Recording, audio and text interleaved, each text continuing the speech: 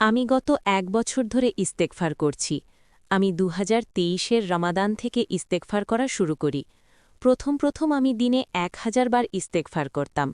এখন দিনে ২০,০০০ ২৫,০০০ বার ইস্তেগফার করি।